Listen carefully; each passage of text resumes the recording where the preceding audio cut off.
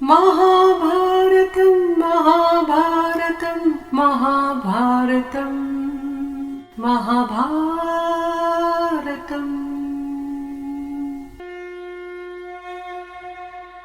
नारायणं नमस्कृत्य नरं चैव नरोत्तमं देवीं सरस्वतीं व्यासं ततो जयम् उदीरयेत्।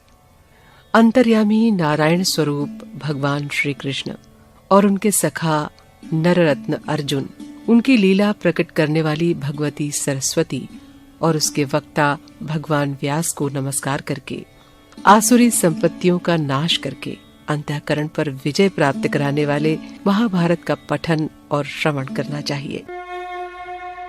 महाभारत चैनल पर बहुत स्वागत है आपका। आपको बता दें कि महाभारत से जुड़ी सभी कथाएं आपको इस चैनल पर मिलेंगी बड़े ही रोचक ढंग से। तो महाभारत को लाइक करें, सब्सक्राइब करें और ज्यादा से ज्यादा शेयर करें अपने जानने वालों के बीच, और चैनल का बेल बटन दबाना न भूलें ताकि आपको अगली वीडियो का नोटिफिकेशन सबसे पहले मिले। उग्रश्रवा जी ने कहा, आयुष्मान, सत्य युग में दक्ष प्रजापति की 2 कन्याएं थीं, कद्रु और विनता। उनका विवाह कश्यप ऋषि से हुआ था। कश्यप अपनी धर्म पत्नियों से प्रसन्न होकर बोले, तुम्हारी जो इच्छा हो वर मांग लो। कद्रु ने कहा, 1000 समान तेजस्वी नाग मेरे पुत्र हों। विनता बोली, तेज, शरीर और बल विक्रम में कद्रु के पुत्रों से श्रेष्ठ केवल 2 ही पुत्र मुझे प्राप्त हों। कश्यप जी ने एवमस्तु कहा। दोनों प्रसन्न हो गईं। सावधानी से गर्भ रक्षा करने की आज्ञा देकर कश्यप जी वन में चले गए। समय आने पर कद्रु ने 1000 और विनता ने 2 अंडे दिए। दासियों ने प्रसन्न होकर गर्म बर्तन में उन्हें रख दिया। 500 वर्ष पूरे होने पर कद्रु के तो 1000 पुत्र निकल आए, परंतु विनता के 2 बच्चे नहीं निकले। विनता ने अपने हाथों एक अंडा फोड़ दिया। उस अंडे का शिशु आधे शरीर से तो पुष्ट हो गया था, परंतु उसका नीचे का आधा शरीर अभी कच्चा था। नवजात शिशु ने क्रोधित होकर अपनी माता को श्राप दिया, माँ, तूने लोभवश मेरे अधूरे शरीर को ही निकाल लिया है, इसलिए तू अपनी उसी सौत की 500 वर्ष तक दासी रहेगी जिससे डाह करती है।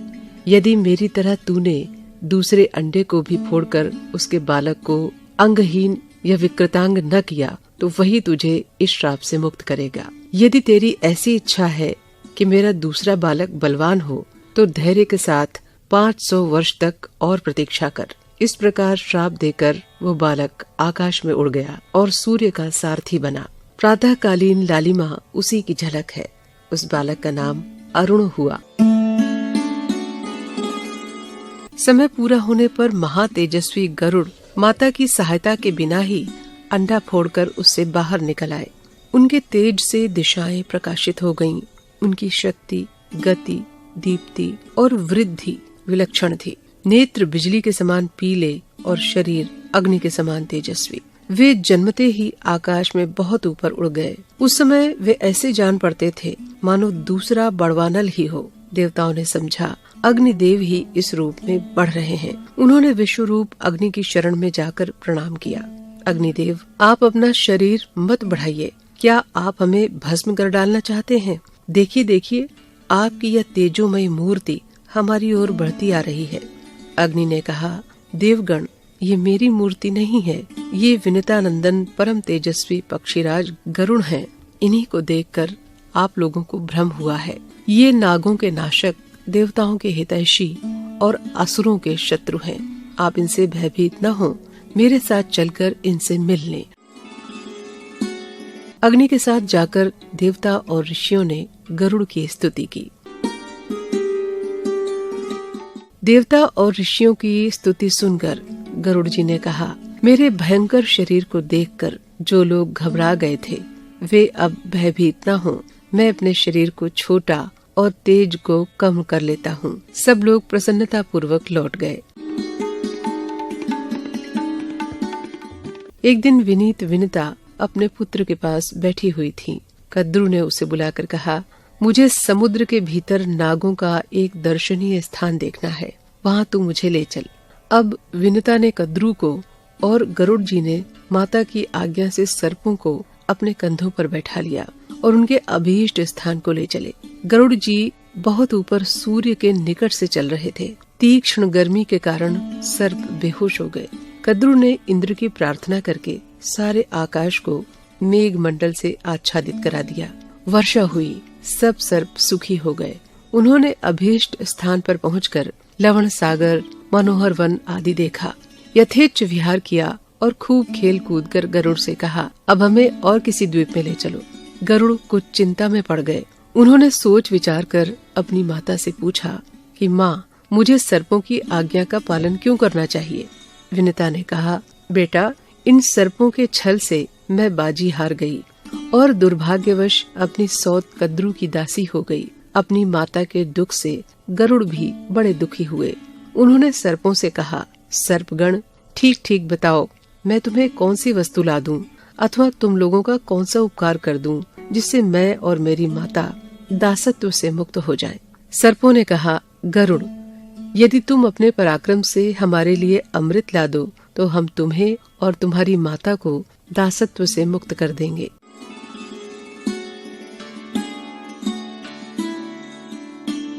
सूर्य की किरणों के समान उज्ज्वल और सुनहला शरीर धारण करके गरुड़ ने बड़े वेग से अमृत के स्थान में प्रवेश किया। उन्होंने वहां देखा कि अमृत के पास एक लोहे का चक्र निरंतर घूम रहा है। उसकी धार तीखी है, उसमें सहस्त्रों अस्त्र लगे हुए हैं। वो भयंकर चक्र सूर्य और अग्नि के समान जान पड़ता है। उसका काम ही था अमृत की रक्षा। गरुड़ जी चक्र के भीतर घुसने का मार्ग देखते रहे। एक ही क्षण में उन्होंने अपने शरीर को संकुचित किया और चक्र के आरों के बीच होकर भीतर घुस गए। अब उन्होंने देखा कि अमृत की रक्षा के लिए दो भयंकर सर्प नियुक्त हैं। उनकी लपलपाती जीभें, चमकती आंखें और अग्नि की सी शरीर कांति थी। उनकी दृष्टि में विष का संचार होता था। गरुड़ जी ने धूल झोंककर उनकी आंखें बंद कर दी। चोंचों और पंजों से मार मार कर उन्हें कुचल दिया। चक्र को तोड़ डाला और बड़े वेग से अमृत पात्र लेकर वहां से उड़ चले। उन्होंने स्वयं अमृत नहीं पिया, बस आकाश में उड़कर सर्पों के पास चल दिए। आकाश में उन्हें विष्णु भगवान के दर्शन हुए। गरुड़ के मन में अमृत पीने का लोभ नहीं है, ये जानकर अविनाशी भगवान उन पर बहुत प्रसन्न हुए और बोले, गरुड़, मैं तुम्हें वर देना चाहता हूँ, मन चाही वस्तु मांग लो। गरुड़ ने कहा, भगवान, एक तो आप मुझे अपनी ध्वजा में रखिए, दूसरे मैं अमृत पिए बिना ही अजर अमर हो जाऊं। भगवान ने कहा, तथास्तु। गरुड़ ने कहा, मैं भी आपको वर देना चाहता हूँ, मुझसे कुछ मांग लीजिए। भगवान ने कहा, तुम मेरे वाहन बन जाओ। गरुड़ ने ऐसा ही होगा कहकर उनकी अनुमति से अमृत लेकर यात्रा की।